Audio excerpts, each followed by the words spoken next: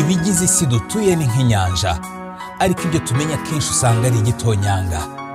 Menya ibikubiye mu buvumbuzi bukorwa buri munsi buguha ishusho nyayo y'ibigize isi n'ibiyiberaho.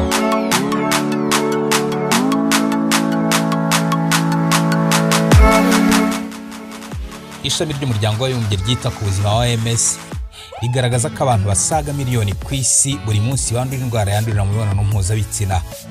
Zimwe muri izo ndwara zigira ingaruka zikomeye zishobora gutuma umuntu atabyara, hakaba n'izindi zitera ibibazo bikomeye birimo n'urupfu. Hari impamvu nyinshi zagutera kwirinda izo ndwara zibona icumbi mu mubiri wawe. Ingenzi muri zo ni uguharanira kugira amagara mazima. Igitangaje ariko nuko zimwe muri za mikrobe z'indwara zihererekanwa mu gihe cy'imibonano mpuzabitsina zivugwaho kuba ari ingirakamaro ku mibiri yacu. Aha byumvikane neza ariko ni zimwe muri mikrobe, ariko izindi nyinshi zishobora kwangiza bikomeye ubuzima bwawe. Uburyo indwara zandurira mu mibonano mpuzabitsina zifatwa n'ingaruka mbi zifite ku bantu bishobora gusobanurira impamvu bigoye kumvisha abantu ko hari zimwe muri za mikrobe zihererekanwa mu gihe cy'imibonano mpuzabitsina zishobora kuba ingirakamaro kuri wowe. Byagenda gute usanze gukora imibonano mpuzabitsina ikingiye binakingira zimwe muri mikrobe zishobora kugira uruhare mu kurwana ku magara yawe? Nitwa Cyprien Mupenzi Ngendahimana.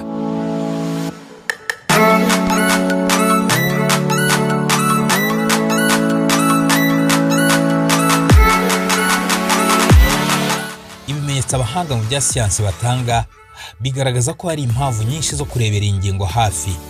Ntabwo bikiri inkuru kuba mikrobe nk'amabakteri cyangwa virusi zimwe na zimwe bishobora kuba ingenzi ku buzima bw'umuntu. Mu mubiri wa buri wese muri twe habamo uruvangitirane rw'udukoko twiza dushobora kurinda umubiri wawe virusi zimwe na zimwe, ndetse n'udukoko tubi dushobora kugutera indwara.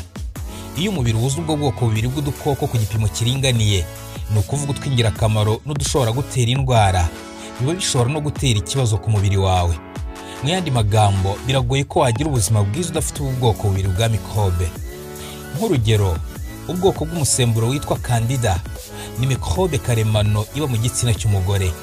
Kwiyongera kw'iyo mikrobe bigengwa n'indi mikrobe yo mu bwoko bwa bakteri yitwa Lactobacillus. Iyo hari ikintu kibujije iyo mikrobe ya Lactobacillus gukora akazi kayo ko kugenga uwo musemburo witwa Candida wo mu gitsina cy'umugore nawe ufatwa nka mikrobe, bituma imisemburo yiyongera mu gitsina cy'umugore, bikaba byamutera infection cyangwa ubwandu bwaterwa n'iyo misemburo. Umubiri wa muntu wuzuye udukoko tuwituriyeho, kandi n'impinduka zagiye ziba ku mibiri yacu zayibayeho n'ubundi icumbikiye utwo dukoko twa mikrobe n'amabakteri. Utwo dukoko two mu bwoko bw'amabakteri, ibyitwa champignon microscopique n'amavirusi twibera ku ruhu rwacu ndetse no mu bice bimwe by'imyanya myibarukiro yacu. Nubwo bidashimishije gutekereza ko hari udukoko twa bakteri tuba twidegembya mu mubiri, biragenda bigaragara ko mikrobe zigira uruhare runini mu mikorere y'imibiri yacu. Abashakashatsi bagaragaza ko intambwe ya mbere yo kumenya akamaro mikrobe zifitiye imibiri yacu ari ukubanza kuzimenya zo ubwazo no kumenya kuzitandukanya. Izinjira mu mibiri yacu binyuze mu mibonano mpuzabitsina zitwa sexually transmitted microbes STMS, cyangwa microbes sexuellement transmissibles mu rurimi rw'igifaransa. Nubwo tutaramenya byinshi kuri izo mikrobe, hari ingero zitangaje zikwiye gutuma abashakashatsi bashishikarira kwiga kuri izo mikrobe, nk'uko bivugwa na Professor Chad Smith, umuhanga mu bumenyi bw'impinduka z'ibinyabuzima muri kaminuza ya Texas yo muri Leta Zunze Ubumwe za Amerika. Dufata urugero ku gakoko kazwi ku izina rya P. aphid. Ni agakoko kanyunyuza umutobe wo ku bimera gashobora kugenda ibirometero byinshi gahiga uwo mutobe. Kubaho k'utwo dukoko ku ruhande rumwe ngo twaba tubikesha indwara twanduzanya mu gihe tubangurirana. Izo ndwara ngo zituma utwo dukoko tubasha kwihanganira utundi dukoko twa bakteri z'amaparazite zishobora kutwica. Tubasha kandi kwihanganira ubushyuhe kubera izo ndwara twanduzanya tubangurirana, tukanagira ubushobozi bwo kubaho igihe kinini mu gihe tutaragera aho tuvana uwo mutobe wo kudutunga tuba duhiga. Uretse utwo dukoko, imibu imwe n'imwe nayo igira udukoko twa bakteri yanduzanya igihe ibangurirana. Utwo dukoko kenshi usanga tuba mu nda y'imibu, ku dusabo tw'intanga no ku magi y'imibu. Hanyuma ku bihumyo nabwo byagaragaye ko zimwe muri za mikrobe byinjiza binyuze mu kubangurirana zibifasha kwihanganira izuba bikanatuma bikura vuba. Ku bantu ho bimeze gute?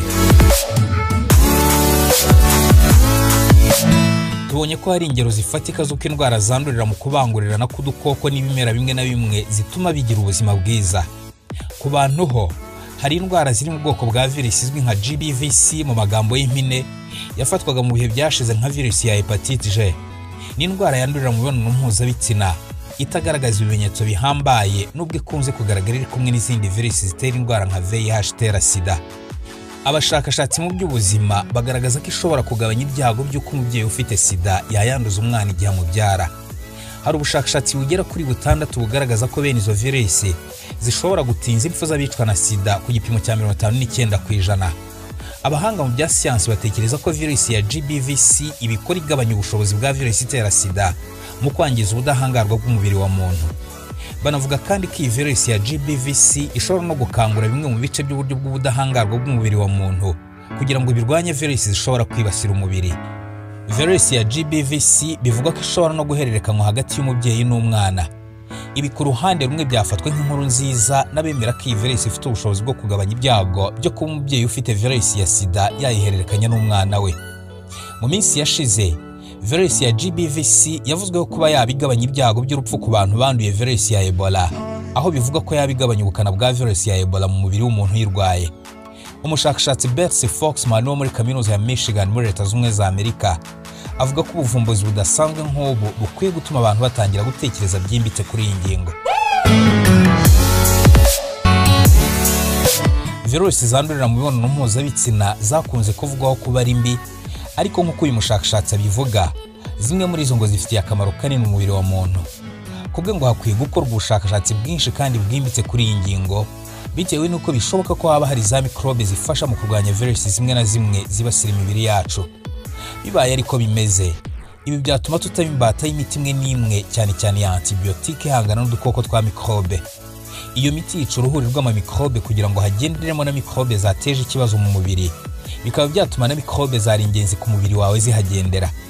Gusa ariko nanone, iyo miti ni ingenzi mu kurokora ubuzima bwacu, ariko abashakashatsi batandukanye bavuga ko byaba byiza habonetse umuti wica gusa mikrobe ziteje ikibazo mu mubiri, aho kwica n'izakabaye ziwufasha mu guhangana na virusi zimwe na zimwe. Ingano n'ubwoko bwa mikrobe zinjirira mu mibonano mpuzabitsina zifatwa nk'ingirakamaro ku muntu ntibizwi neza, ariko bivuga ko izitwa lactobacillus, ni ukuvuga bakteri ziboneka mu mata ya yawurute ariko zikanagaragara mu muntu, ari zimwe muri izo z'ingirakamaro zinjirira mu mibonano mpuzabitsina. Ikibazo gihari ni kimwe, nuko izo bakteri na mikrobe z'ingirakamaro mu mibiri yacu tuzibona binyuze mu mibonano mpuzabitsina idakingiye, kandi nayo idushyira mu kaga ko kwandura izindi ndwara mbi cyane zirimo na sida. Birashoboka ko mu bihe biri imbere hazabaho ubundi buryo bwo kwinjiza mu mubiri izo bakteri na mikrobe zifatwa nk'ingirakamaro bitanyuze mu buryo bw'imibonano mpuzabitsina idakingiye. Izo mikrobe na bakteri nizimara kumenyekana neza, abahanga mu bya siyansi bakora ubushakashatsi mu by'ubuvuzi bashobora kuzavumbura uburyo bwiza bwakoreshwa mu guha abantu izo mikrobe na bakteri, nk'uko bigenda bahabwa inkingo runaka, cyangwa bakavumbura uburyo hakwiganwa impinduka izo mikrobe zitera mu mubiri, bigakorwa mu bundi buryo umuntu atagombye kwishyira mu kaga ko gukora imibonano mpuzabitsina idakingiye.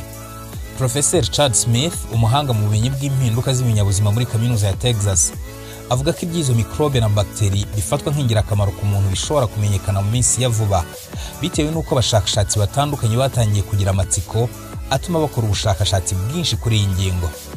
Kuri ubu ngo hari uburyo bushya bwo kugenzura no kumenya imikorere ya za mikrobe mu mibiri yacu, ibintu bitabagaho mu myaka 10 ishize.